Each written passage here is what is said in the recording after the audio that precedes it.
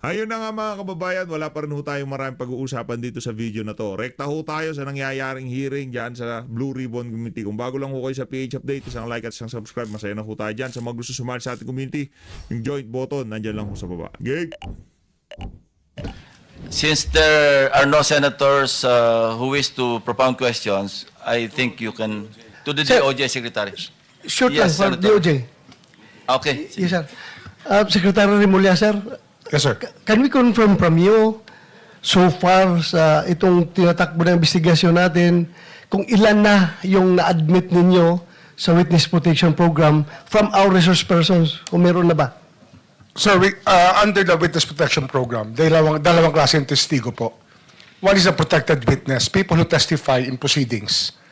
If they request assistance from the DOJ in applying for the program, we give them a protected witness status, which means bibigyan na ho namin sila ng security at yung mga ibang benefits pwede na makuha. Ang pagkakaiba lang, pag sinabi hong state witness, ibang procedure din po yun. Kaya yung po yung ina-evaluate ngayon, sa dami po ng transaksyon na nandito, inaayos po namin, tinitingnan ho namin kung paano ho, ano talagang krimen sa kami magko-concentrate. At kung kaninong testimony po pinakamahalaga, under the Witness Protection Act, yun po, kailangan po makita namin kanino talaga ang necessary para makakuha kami ng conviction later on. Yun po lang ho ang ano dito.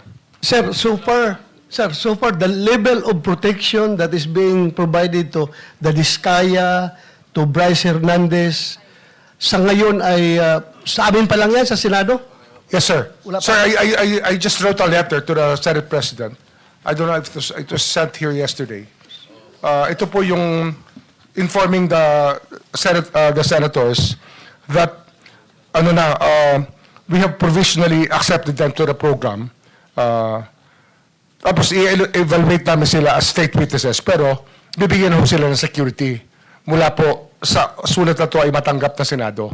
Since they're still under itong tatlong taong ito, si Bryce Hernandez, JP Mendoza, and Henry Alcantara, ay nasa custody po ng Senate at contempt. Hindi po namin sila binibigyan pa ng security, pero ini-inform po namin kayo na bibigyan na namin ng security. And then we have to process also Mr. Diskaya again tomorrow. Mahabang proseso ito kasi ang dami hong transaksyon, tsaka dapat alam po natin ang direksyon kung saan po papunta ang mga demanda. Thank you, Secretary Remulla. Mr. Chair, okay na ako. Thank you. Chair, Mr. Chair, Yes, Senator Marcoleta. I just want to make a record that when I approached the Secretary of Justice together with Engineer Bernardo, both of them committed that Engineer Bernardo will go to the DOJ accompanied by the DOJ Secretary for the purpose of filing the appropriate charges only. And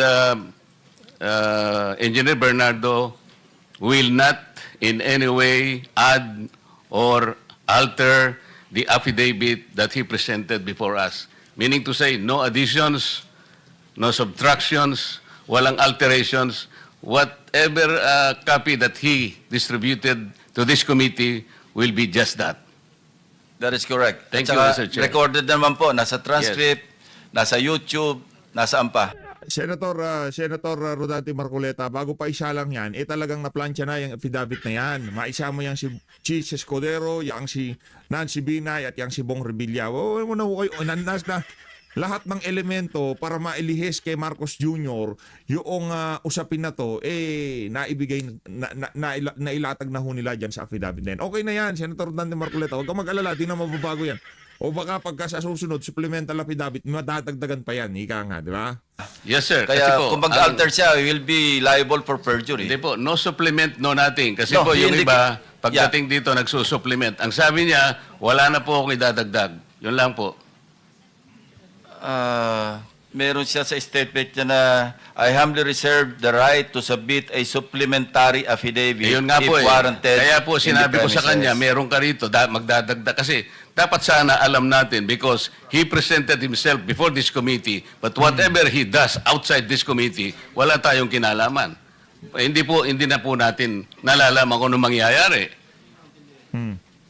Tama naman. I mean, for purposes of transparency, Mr. President, You're saying Mr. Chair, that, just kaya in case- po pumapayag na kami na dadalhin. Paano yung supplemental? Hindi na po natin malalaman. There will be no guidelines. Dito rin po yung dito rin supplemental. gagawin yung supplemental. Hindi nga po natin malalaman eh. We will not be guided. Ano ba sasabihin niya? Why not before? Hearing is suspended. Resolve. Siyado kasi kayo na paghahalata eh. Scripted ho yan mga kababayan. Hindi ko ina-absuelted dito si Chis Escudero, Bong Revilla, Nancy Binay. By all means, kung meron silang problema, panagutan nila yan. Kung talagang tumanggap sila ng pera, pagdusahan nila yan. Pero yung lalaruin nyo, yung hearing, na pagkatapos nagsalita ng resource person, didiretso dyan sa Department of Justice. May problema ho tayo dyan mga kababayan. Forward na ho tayo, forward. Tuloy natin. Allow Secretary Remulla and Yusek Bernardo to leave the premises with a promise or commitment to come back this afternoon. In the meantime, we are now opening to the members. Parang nostra na ho natin dito eh. Talagang pagpipilitan pa ho nila yung 2028. Yung tipong lahat ng paraan para ika nga maitawid yung mga kandidato nila sa 2020, gagawin ho talaga nila. Kasi pag nagkataon, itong ano to, ika nga make or break to.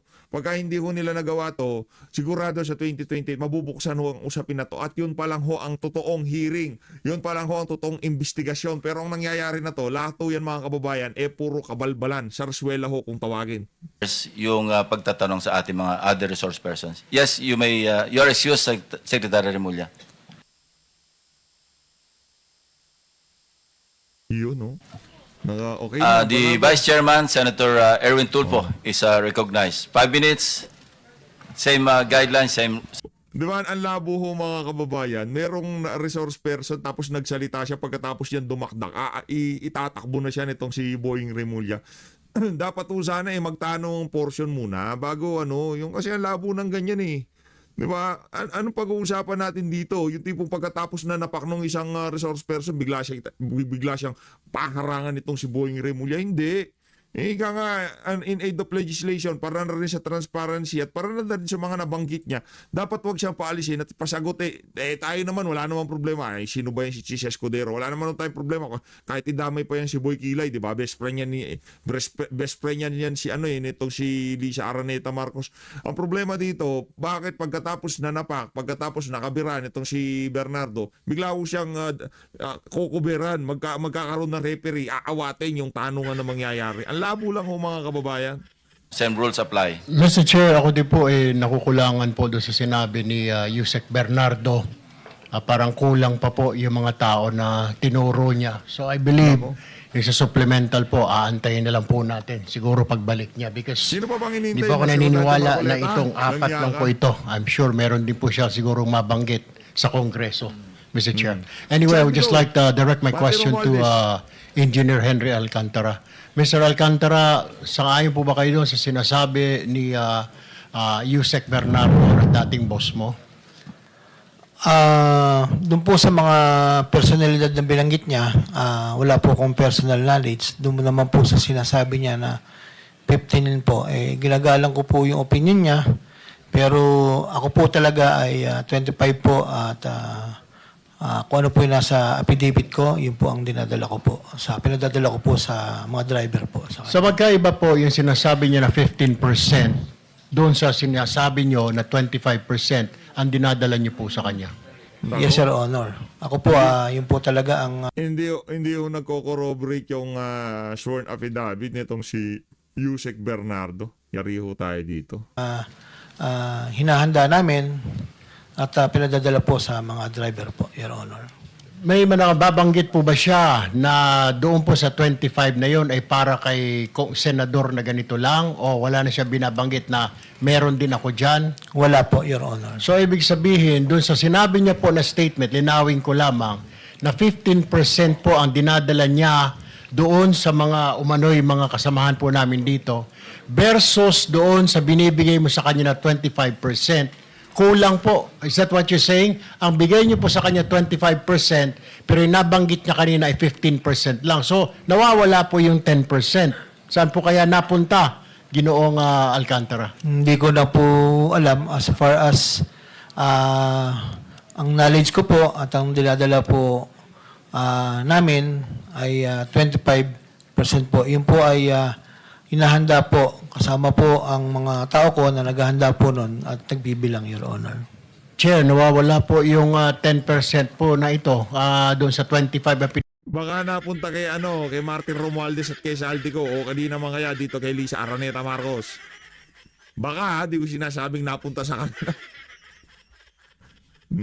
ni-prepare nila.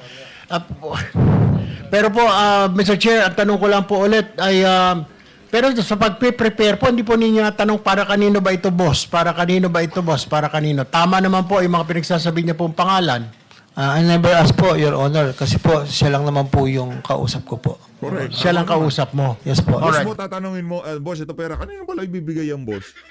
Baka sabihin ng, mga tanong talaga nitong si Eric Silvestre, mga walang kwenta. Isa pa pong matanong ko po, kasi Yo. nabanggit na rin po ni ninyo, ng grupo ninyo, yung 3 pong kasamahan po namin earlier, o 2 po namin kasamahan, si Senador Jinggoy Estrada. Si Senador Jinggoy po ba, na-meet ninyo personal o kahit nakausap sa telepono in person? Never po, Your Honor, na kausap tungkol po sa ganyang bagay o sa telepono po. Never So, po. hindi po ninyo na-meet? Yes po, Your Or Honor. nakausap si Senador Jinggoy? Hindi po, maliban lang po nung, hindi ko po alam kung birthday yun, yung nasa picture po. Sinama lang po ako ng mga dating kasamahan ko po doon po sa okasyon. That's how you met Senator Yes po, Your Jinggoy. Honor. What about Senator Villanueva po? Senator Villanueva, nakakasama ko lang po siya pag may mga inauguration po, groundbreaking ng mga projects po sa Bulacan. Being the district engineer po, nakakasama ko po siya pag ganung mga okasyon. Okay, wala na po other than that. Yung mga communication, tawag, after that, yung mga ribbon cutting, kung ano man yan, opening ng kalsada, wala na pong tawag po late at night or after office hours, wala na. I-bend mo ang law para magkaroon ng tawagan. Yan ka naman magaling, Senator Erwin eh. Di ba? Ang problema mga walang kapararakan yung mga tanong niya eh. Pwede pa. Bakit hindi mo tanongin yung si Elizalde ko? Bakit imbis na yung tipong kahit pa paano bigyan nyo ng leeway yung mga kasama nyo dyan, yung tipong okay, para hindi naman gaanong mayari, walang problema kahit yariin. Pero yung konting respeto naman, di ba? Kung doon sa mga congressman, todo respeto nyo, dapat sana, pati doon sa mga kasama nyo, respetuhin nyo. Ito si Senator Erwin talaga. Na pong ganon. Wala po, yun lang pong insidente na nag-text siya sa akin na mag-follow up lang po nung request niya kay Secretary Bonoan. Dito po sa budget hearing, yun po, doon ko po siya kinausap dito tungkol po doon sa request niya kay Secretary Bonoan. Pero sa labas po, hindi po kami nagkakasama. Maliban lang kung minsan po, nanonood ako ng PBA, nanonood siya, magkabilang side po kami. Nagkakawayan lang po. Bilang respeto ko po sa kanya. All right, Mr. Chair. Opo. Okay. Mr. Chair, ito pong mga driver na ito, nandito po ba? Si Andre Balatbat, Christian Santiago, na binanggit po ni D. Alcantara na nagde-deliver po ng pera kay Congressman Saldico. Narito po ba sila? Ay, kasama ba sila? Hindi na imbitahan. Opo. Hindi yan na-imbitahan. Na-imbitahan. Narito po yata, Mr. Chair. Ayan, hindi na. Paupo nyo na. Kay Saldi ko tayo. Andre Balatbat. Pasok. Administer lang yung oath.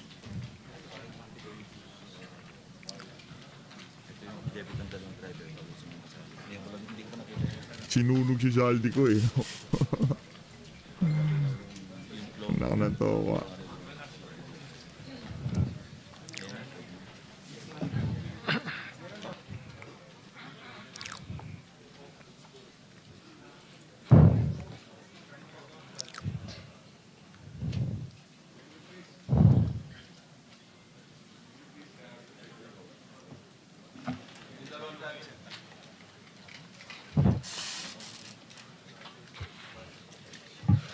Yung kanang kamay po.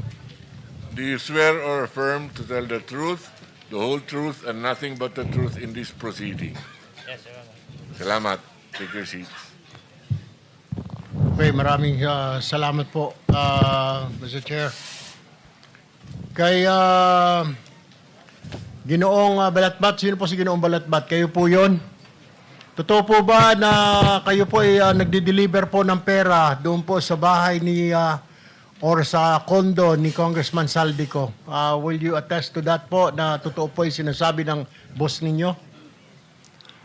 Your Honor, bali ako po, isang beses lang po ako nakapag-deliver doon. Gaano karami po yon kung inyo po natatandaan, ilang maleta, ilang sako yung deliver po ninyong pera? Your Honor, sa pagkakatanda ko po, mga nasa 6 to 8 na maleta po. 6 to 8 na maleta. Alam niyo po ba kung magkano halaga noon? Di ba kayo sinabihan kung magkano? Wala po kaming idea. Saan po dinala? Pero alam po ninyo na pera po ang laman ng maleta po na yon. Hindi po kinonfirm na pera, so wala po kaming idea. Okay. Saan niyo po dineliver yung mga maleta na yon? Nung nasama po ako doon, Your Honor, sa Valle Verde po. Ito po ba yung bahay ni ni Congressman ako sa Valle Verde 6? Bahay po siya. Erwin, pinag-uusapan si Zaldico. Senator ka na senator. Langya ka Pero talaga. hindi ko po oo. alam kung kay Senate. Sino po ang sumalubong po sa inyo doon? Mga tauhan po yung nandun, Your Honor. Mga tauhan. Wala pong resibo na parang acknowledgement receipt or what? Basta i-deliver niyo lang po doon. Si Raulo. Hindi, yung ideya si Raulo, hindi ito si Erwin Tulfo. Ano ito? Mamibigay ka ng pera, galing siya na ako, mangingi ka, magbibigay ka ng resibo. Pambira, illegal yan, Brad. Anong klaseng senador ito? Lakas ng tama. Ay, nako. Pa. Hindi ko po alam, Your Honor. Alright, may papakita po kami slide ng bahay po. Ano po, kung ito po yung bahay na sinasabi ninyo na dineliver po ninyo sa bahay ni Congressman Saldico. Lagay po yung bahay. Kung ito po ba, ma-confirm lang po.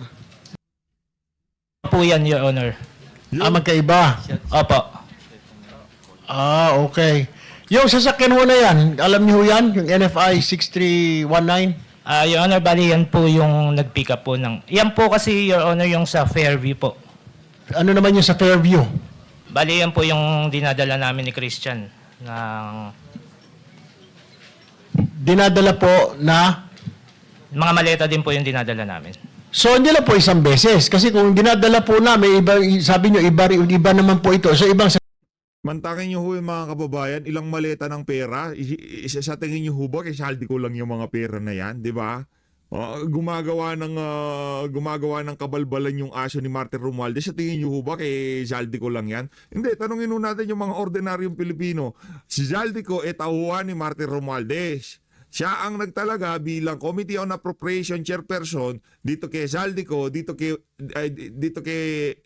itong si Martin Romualdez, dito kay Saldico. Tapos lahat ng kabalbalan na yan, kay Saldico lang. Hindi naman ho pwede yun. Sasakyan naman po ito. Opo, Your Honor. Bali po kasi yung sa sinasabi nyo po na yung sa Valle Verde po, isang beses lang po nakapagdala doon eh. Yung sa ano po, Yung ito. iba po yan nung ano eh. Sino po ang diniliberan naman ninyo ng pera dito? Itong gamit yung sasakyan na ito. Hindi, Your Honor, hindi po kami ang may gamit ng sasakyan na yan. Pero kasama po yan dyan sa inyong office, itong NFI 6319. Hindi po. Bali po, yan po yung sasakyan ng kumuha ng mga maleta. Yan po. So, nag-exchange lang kayo. Galing po sa sasakyan ninyo, inilipat nyo po dyan. Bali sila po yung kumuha sa sasakyan namin. Saan po ang nangyari itong transaction na ito na palitan, na ikarga from your sasakyan to that sasakyan? Saan po nangyari ito? Sa Phoenix Petroleum po, sa Dahlia Street, Fairview po. Doon po nangyari yung palitan, Opo. na inilipat sa inyong sasakyan yung pera. Okay. Opo. Alright, babalik kita mamaya. Mr. Christian, ikaw naman po, ilang beses o kayo nakapag-deliver ng pera po sa sinasabi ni D. Alcantara? At kani-kanino po ang inyong pinag-deliveran? Doon po sa Dahlia po, 7 beses po. Dahlia. Opo. Ano po yung Dahlia? Yung ito pong binanggit ni... Sa Fairview. Opo, Fairview po. Okay, ilang maleta naman po yung diniliver nyo ho doon? Per deliver po, nasa 8 to 10 na maleta po. 8 to 10 na maleta. Nagtina-transfer din po ninyo? Hindi. Opo. Kasama ko po si Mr. Andre. Kasama si Engineer Alcantara? Si Andre po. Si Andre. Ako po yung driver niya. Para kanino daw po yun? Hindi po namin alam, Your Honor. Hindi nyo alam, pero may sumasalubong. Ilang beses pong ganun transaksyon ang ginawa ninyo, palitan po, o nililipat yung maleta? Diyan po sa Dahlia, 7 beses po. 7 beses. Ano yun? Buwan-buwan? Linggo-linggo? Magkakaibang araw po, Your Honor. Pero sa loob ng isang buwan. Hindi po. Mga ilan? Pagitan? Ilang buwan? Ilang araw? Sa November po, 5 beses po. Tapos meron pong January tsaka March po. November, January, at saka March. D. Alcantara, will you confirm? November, January, at saka March? Posible po, Your Honor. Hindi ko lang po talaga ma-recall. Saan galing po itong pera? Advance po ba ito ng mga kontraktor? Kasi, abay, Your Honor, pinag-uusapan pala yung budget ng November, eh may budget na po kagad si Congressman ko. advance po, Your Honor. Actually, yan po. Advance payment. Yung sa sinasabi niya pong 6-7 maleta, approximately mga magkano pong pera ang laman nun? 6 na hanggang 8 maleta. Normally po ang isang maleta, nagre-range po from 30 to 40 million. Pagkakatanda ko po. Kasi nilalagyan po namin ng numero yon para po for total. Normally po, mga 30 to 40. Pinakamababa na po yung, pag maliit po yung maleta, mga nasa 25. Meron pong, hindi ko po matanda kung meron po kaming isang maletang malaking-malaki na kaya po yung 50. Pero bihira po yung 50. 30 to 40 po normally ang isang maleta po. Ang for the information po, yan pong pictures na yan, hindi rin po namin talaga alam kung saan po sila magpapalitan. Pero ang pagkakatanda ko po, yan po yung mga, hindi po kay Kong Saldi yung delivery na yan. Dahil ang kay Kong Saldi po ay puro sa Valle Verde at sa BGC. Sino po yan? Ang delivery na po yan po yung di-deliver po kay Yusek Bernardo. Thank you po. Bakit sa Fairview po? Hindi po namin alam. Meron lang pong binibigay na number. Tapos inuutos ko po dun sa chief of staff ko, kay Carlo. And si Carlo na po ang nakikipag-usap sa mga driver. At hindi ko po, kahit po ako, si Engineer Bryce, si Engineer JP, hindi po alam kung saan po talaga ang location po. Basta yung number lang po, kukontakin lang po ni Engineer Carlo na ibinigay po sa akin, binigay ko po sa kanya. Then siya na po yung magpe-prepare and then iutos na po sa, di ba si Carlo ang nag-ano sa inyo? Dalawa. Sino po si Engineer si Carlo po? Sino Siya po yung chief of staff ko na kumukuha po sa proponent po. So, nandiyan po ba si Mr. Carlo? Naimbitahan po ba, Mr. Chair? Alam ko, Pwede po ba matanong natin? Kasi parang, so si Carlo ang tinatawagan po ng proponent. hindi po, Nagte-text sa proponent. ako po ang nag-uutos po. Ako po ang kausap po. Upon the instruction of the proponent. Huwag na natin sabihin proponent, nalilito ang tao, politiko, Yes, Your Honor. congressman o senador. Ganun po ba yun? Yusek Bernardo and Saldi ko lang po ang kausap. Si Yusek Bernardo. Kasi may nasabi po silang Congressman Saldi, ito po si Balatbat kanina. Opo. Nung nagdi-deliver na po sa Valle Verde, sabi ko nga po sa statement ko, Sir, Your Honor, meron pong times na dalawang beses po sa BGC sa parking. Tapos po, and the rest po is sa Valle Verde po, na bahay po dun sa, hindi ko na po kung talagang kanya. Sinasabi po ni Ginoong Christian ay 7 beses daw po. Panay kay Bernardo lang po ba yon yung delivery na yon? Or may mga congressman po doon at senador? Ay, ako po, Your Honor. Opo, yung sinabi po ni Christian kanina, 7 times po siya nag-deliver. Kay Congressman Saldi po, nakakasama po yung ilang driver po doon. Minsan po kasama po ko, minsan sila na lang po dahil alam na po nila. Doon po sa kay Yusek Bernardo, tingin ko po, ito po yung lugar na yan. Kasi po, putol-putol po yan eh. Hindi naman po biglaan po, Your Honor. Okay. Paano yun nalalaman na na-deliver na? Baka mamaya, tinakbo na ng inyong driver. Meron ba kayong confirmation na natanggap mo na ba, boss? Nakatanggap mo na ba, Kong, yung pera? Nandyan na, 7 maleta? Paano po ninyo nasasabi sa kanila? Your Honor, ang instruction po ni Carlo, instruction ko po sa kanya, yung pagbibigyan po dito sa Fairview. Actually, parang nagpapapicture pa yata sila. Pero hindi ko po kilala yung tao. Yun lang po yung pinadala po doon. So, pinagkakatiwala nyo sa tao na hindi kilala? Yun po kasi yung binigay po na number. Pangalan at Yes, number? Opo. Nung politiko o nung ni undersecretary? Yes po, Your Honor. Alright, okay.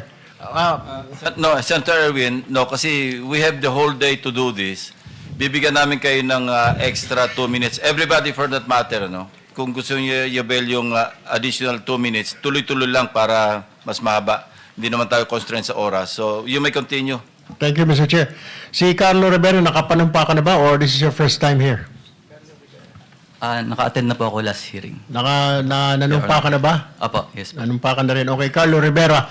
Yung pinagdeliveran mo ng pera sa Valle Verde, sino po? Si Congressman ba mismo ang tumanggap?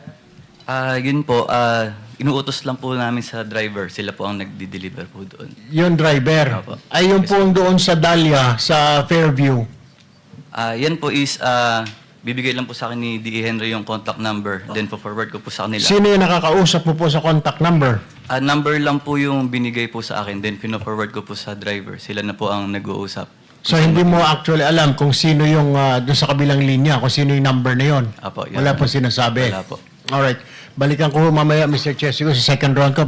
Puntahan ko lamang po si Ginoong Bryce Hernandez. Mr. Bryce, yung pinagsasabi po ni Yusek Bernardo, tama naman po. Agree po kayo o may kulang?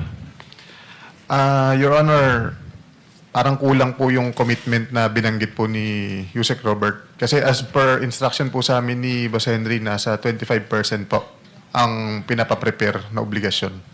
Okay, pero yung sinasabi po niya kasi 15% para kay Ulay Bar daw. Pero every time po ba 25 yung binibigay nyo lahat?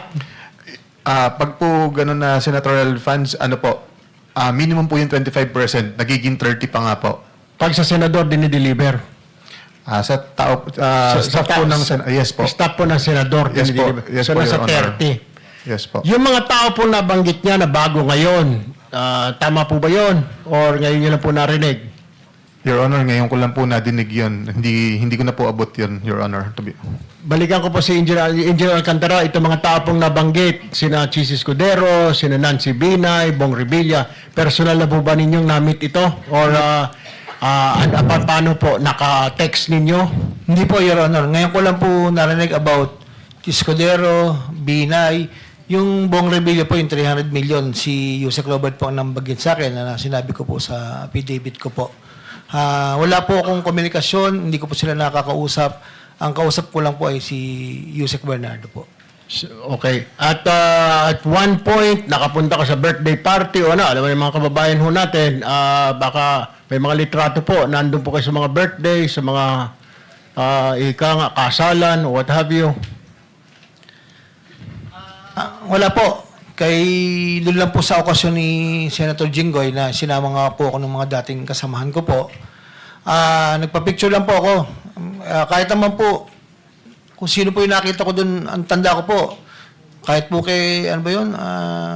Sino po yung tumakbong senador na Dagon? Attorney, ano ba yun? Dagon? Yung ano po? Nagpa-picture pa po ako doon eh. Okay. Yung ano po? Attorney...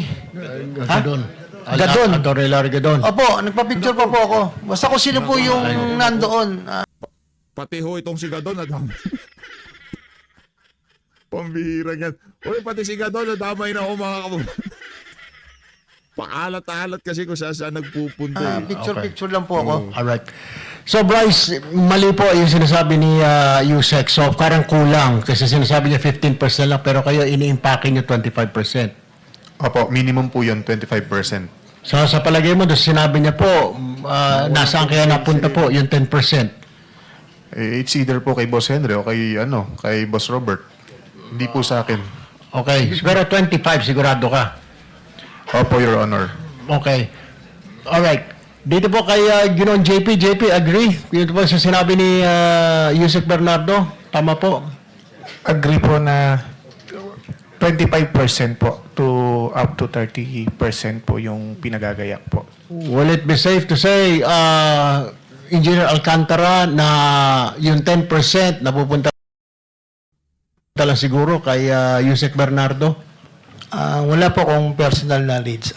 Pero kayo po, pag inabot ninyo na sa 25%, lahat po yun? Yes po, ito po yung pinaprepare ni Engineer Carlo sa tamang 25 to 30. Siya po ang nagpe-prepare po lahat. Kami po sa box. Ano po yun? Yun po talaga yung percentage po, 25 to 30 po.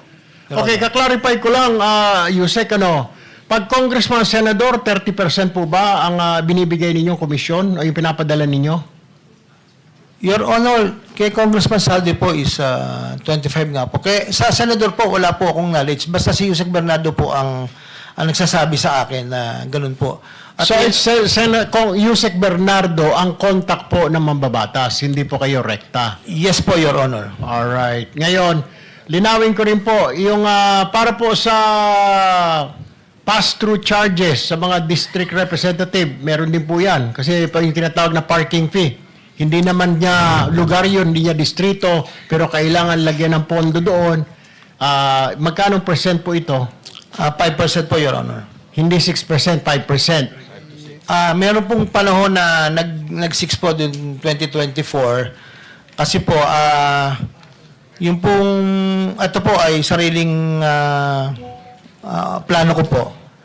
Actually po, ginagawa ko pong contingency sa iba at ang plano ko po talaga doon ay ibigay po kay Senator Joel po kung ano mo po yung makokolekta. Kung sino po yung mga, hindi naman po lahat, piling-pili lang po yung mga contractor na inaas ko na makahingi po ng tulong. Yun lang po, Your Honor. Mr. Chair, nais ko lang po liwanawin itong sinasabing pass-through charge for the district representative. Ito po, kung ikaw ay hindi mo distrito at ibinaba mo doon sa distrito na yon, bibigyan mo yung congressman ng distrito na yon ng 6%. Tama po? Sa representative po, 5 po. 5%. Unfortunately, your extra 2 minutes is up. One last question na po. Sige, One last one question. Total po nito dahil may District Engineering Office 8.5%, COA 1%, Contractor 5%, Losing Bidder 3%, Actual Project Implementation 30%, 83.5% po. Tama po. Ang binabawas po sa pagbinaba ang pondo. So magkano po natitira nila sa pondo sa mga commitment? Commitment po, yun po, yung 25 to... Lahat, pati sa inyo na po. Bilisan lang po natin. Commitment po sa back po ay Kaya nga po, estimate na sir, magkano natitira para sa proyekto? Magkano po? 30 to 35 po. 30% na lang to 30 35. to 35. Normal Dahil po. yung 65% na sa commitment lahat. Sa taxes po and commitment. Yes, sir. Taxes and commitment. Pero mas Yes, po. marami yung commitment. Yes po. Thank you. Salamat po. Thank you. Senator JB Ejercito is recognized. Thank you, Mr. Chair. Again, I would like to get to yung system. Hay na nga mga kababayan, dito na natatapusin ang ating reaction video. Maraming salamat po sa pag-support sa Page Update. Mag-ingat po kayong lahat. Mahal natin ng Pilipinas. Maraming salamat mga kababayan.